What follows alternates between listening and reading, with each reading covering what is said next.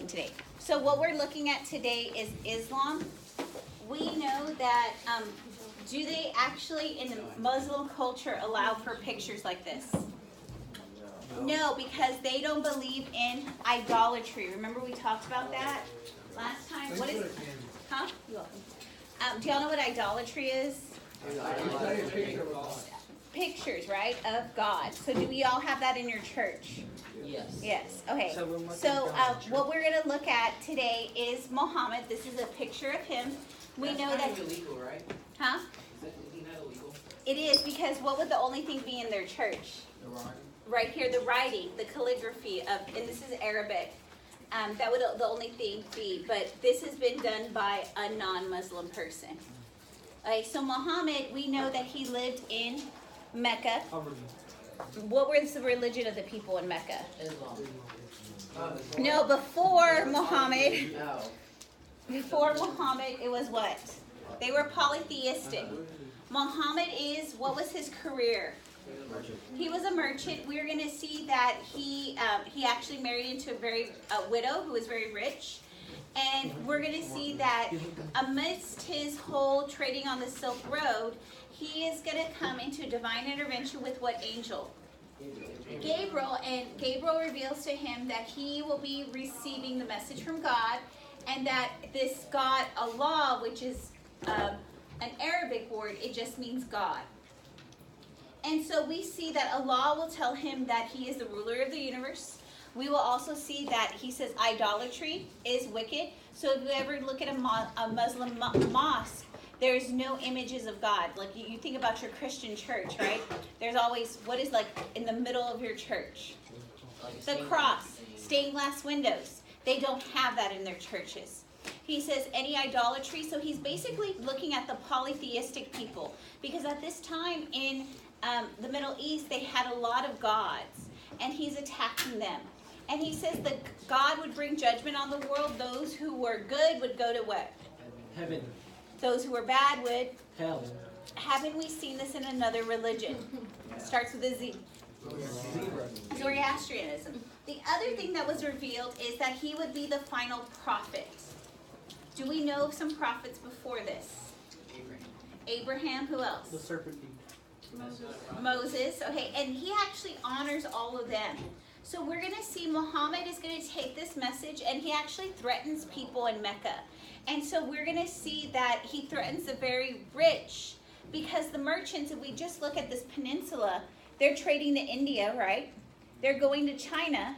They're bringing their stuff here. They're taking it to the Mediterranean Sea. And are they selling it in Rome? What's happening to the price? It's increasing about 100%. Are these people really wealthy? And you're going to see something like that on the test with these wealthy merchants being able to profit off the Silk Road. And we're going to see Muhammad's going to go to these merchants saying, y'all are wicked. God doesn't want you to have all that money. What should you do with your money? Give it to the poor. Help those who are sick. And we're going to see because of this, Muhammad and his followers will be persecuted. Him and his followers, they flee to Uritha, which a lot of you had on your study guide, but it's actually just known as the city of Medina. And there in Medina, his whole journey from Mecca to Medina marks the start of the Islamic calendar. So we know traditionally what is the start of the calendar for us. But if we look at Chinese culture, we're going to see it falls in February. And their calendar is actually going to go with the solar year. And so it's going to change a lot when their calendar starts. We're going to see he's going to preach salvation, that you could get salvation in your lifetime. So what country is he going to be very dominant in if you could get salvation within your lifetime? India, because of what system? Caste system. So we are eventually going to see Islam go to India. We're going to see the sporting of submission, which we've seen with all gods. And the last thing is they develop a holy book called the Quran, which is with all of Muhammad's revelations. His community is called the Ummah. And we're going to see this Ummah is actually going to spread all the way through North Africa. It's going to go into Spain. It's going to go into India. And it's even going to go into Southeast Asia. Okay, so are they dominating a huge area? Dominating a huge area. Okay, we're going to see that they have certain things that they have to do, which is your 5 pillars. Okay, do y'all have that sheet that has the 5 pillars? So take that out. You put it in your binder. It looks like that for those people on the other side who are tuning in. Okay, we're going to do this. We see that Muhammad, he is going to call him the final prophet. Right? Are the Jews going to like that? No. Because what do the Jews think? Has the prophet came? Hasn't came yet. Okay, what do the Christians think? Who's the last prophet?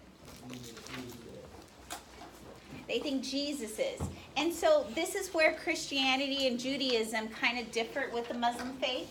We're going to see Muhammad is going to respect the Christian and Judaism faith because he believes their prophets are prophets. Muhammad will eventually and his followers try to come back to Mecca. This was actually a shrine to many deities. It had images on it. Do you think they like the images? No, they don't. And so what we will be watching next time is we're going to watch a video about God and art and iconoclasm, where they take off images and they deface them. Okay? So we're going to see that they actually come back to this and they say that there is power, there is, that this is going to be, replaces the polytheism with the monotheism. And we're going to see they will go to this mosque and this is going to be something that they go to in one of their pillars. And we'll eventually at the end of class, I think we saw it last time where they were doing the prayer around this. No? Yeah, Okay. it's It was the only video that I had loaded. Some of y'all had already left. Okay, so what we're going to do is we're going to go through the 5 pillars. The first one is the Shahadat, a profession of faith, that there is only one God and Muhammad is his prophet. I want you to think about your churches. Do y'all have a profession of faith? Or is there a prayer that y'all pray that nearly everyone knows? Yes. The Lord's Prayer, Our Father, who art in heaven, right? Do y'all know that prayer? Yeah. It's the same type of prayer, but they have at the end that their prophet is Muhammad. So we're going to be looking at the similarities between Christianity and Islam. What Yes. else do we need to write? Just write Shahadat, profession of faith. God, you know, profession of faith is you claiming God. But I would also put here, their final prophet is Muhammad. The next one, 5 times a day they must pray to Mecca. Okay. Does your church require you to have a certain amount of prayer? No. I used to teach at Plano East, and at Plano East we had a huge Muslim population that they had to do lunch at noon for everybody. Why? So they can have 30 minutes. And we had an hour lunch, so 30 minutes could be what? Prayer, and then 30 minutes could be their lunch. Okay? The next one on here. They had to have a month of fasting called Ramadan. Right? Is there in your church a month of fasting? Yes. Yes, what is it called? Lent. Lent. Right? Some of y'all, you probably don't do fasting like they do. Fasting is in daylight hours, they're not eating. So that means they get up really early in the morning before the sun comes out to do what? Eat. And then they sit with their families. And then at night, when the sun goes down, they sit down and eat. What months do you think they probably dislike? Summer. The summer, because what do we know about our days? Longer. They're longer. And so we're going to see Ramadan within these past 5 years has been in the summer months. Okay, usually Lent for us, it happens when? February. Starting February, this past year, it started February 14th, Lent, right? And it went up to the end of March, okay? So it always happens at a certain time. Does theirs happen at a certain time? It goes with the lunar year for them, okay? So but y'all have to fast like they do. Usually in your Lent, what do you have to do? Give up one. One item, or fish, right, on Fridays, right? But do you have to give up every day? Okay, so did everybody get these 3? I got them. Okay, you got it, Isabella? Okay. This is, which one do you think they're hearing to? The prayer one. And this is a Middle Eastern country. You know how we have like a conveyor, a sound system that goes on and tells us what to do, like in case of emergencies and stuff like that. They actually have sound systems in their nation that tells everybody to stop, and then the prayer goes on. I want you to look right here. Do y'all see the people standing? They're visitors, but would it be disrespectful to just be going around on your business? And someone asked me in another class, what happens to planes and stuff like that? What happens to, that was this class, right? They actually stopped. I asked one of my students, because her dad was he flew for Air Emirates, and they would purposely not schedule stuff during that time, right? So in their mosque, men and women don't pray together, they pray separately. Is that like your church? Right. The next two are the Sadat. Oh wait, that's not, I went the wrong way. The Zakat, the almsgiving. That you must give a percentage of your income to the needy and poor. Is that like your church? Yeah, because what does your church do? They usually have offerings, but y'all call it tithing, right? What? Tithing. Some churches do. Yeah, it's just offerings, and the little kids go to the front, they drop off the money, right, and they send the baskets around with the ushers. But some people call it tithing. The last one is the Hajj, the pilgrimage to Mecca. That within one's lifetime, you have to go to Mecca to make a pilgrimage to the Kaaba. Does your religion require you to do that?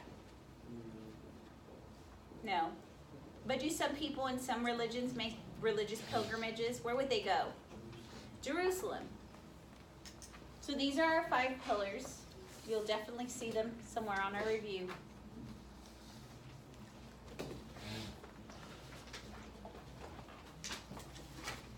Is that it? No, we just got a little bit more. We're on slide 10 of 16. Okay, their holy book, what was it named? The Quran. We're going to see their book is a collection of Muhammad's revelations, and it actually, in the book Quran, it honors the Jewish book, which is, do y'all know what the Jewish holy book is? The Torah, and it actually honors the Bible. We're going to see that they will come out with holy law called Sharia law, and this guards the behavior, bless you, of everybody. It talks about what's honest, what's moral. It talks about bad stuff, such as bans on gambling, eating pork. Did we see another religion that banned eating pork? Judaism. Judaism, and what else? Jainism, technically. Jainism, Hinduism, and Buddhism. Okay, we see that the Muslims also caution of enslaving Muslims or other Christians and Jews. And a lot of other things come out called hadiths, which are sayings from Muhammad. And many people say that the Prophet had said this, but do you think they have reliability, or they're unreliable? Some may have reliability, some may be unreliable. But eventually Islam is going to spread to other areas. We're going to see with Muhammad's death, the big issue is who's going to be the caliph? Who's going to be the next one, bless you? Who's going to be the next one? And I'm Catholic, so I always do this. The caliph is the head of that church. So in a Catholic church, who's the head of it? The Pope. So they're debating who's going to be the next caliph. The first one is actually his father-in-law, Abdul Bark. But it's going to upset a small group of people who wanted his son-in-law, Ali. And so because of this strife, we're going to see that the Muslim faith will divide into 2. We're eventually going to look at this in chapter 16, because that's what happens to Christianity. It's going to split into 2. So we're going to see this political ambitions of who is going to become the caliph, like the Pope, right, leads to problems. And it's going to lead to the emergence of the Shiite sect. I always remember Shiite starts with an A, it ends with an A over here, and Ali begins with the A, so I know how to match those up. The other group is called the Sunni. They wanted Abdul Bark to be it. And so Abdul has a U at the end, and Sunni has a U in it. That's how I remember them together. And we're going to see Ali will eventually become caliph. He'll be the 4th caliph. But when he becomes caliph, we'll see that the Sunni and Shia will split up over who they believe. What we're going to look at is a mosque. And I want you to tell me, is this similar to a church? No.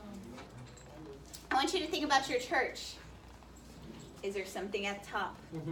What do they usually have at the top? Cross. The T. This is their symbol. Is there a steeple usually? Y'all know what a steeple is? Yeah, it's the point. It's a steeple like this, right? But do they have a form of a steeple? Where it's an area where people could go under? Oh, wait, usually, is there windows? In your churches, are there windows? Yeah. Usually, what's on the windows? Are they just windows? Stained glass. Do we have ornate windows here? Usually on the outside of a church, I see pictures of people, right? Is there any pictures of people? No. Do y'all notice that this is all words written on here? It's all words in calligraphy. So we're going to go through it again. Say word.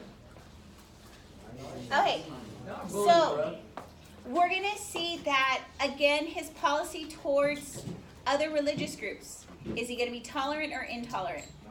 Tolerant, which we saw in the document of the day. We're going to see that he says they could observe whatever religion, but what do they need to pay? A tax. The jizya. Right? And the last thing we see, eventually Islam will move around to different areas because of the 3 M's. Merchants, missionaries, and military expansion. Okay. Sorry for disrupting you, Liz. Is that I like had your... something to do. He's just kind of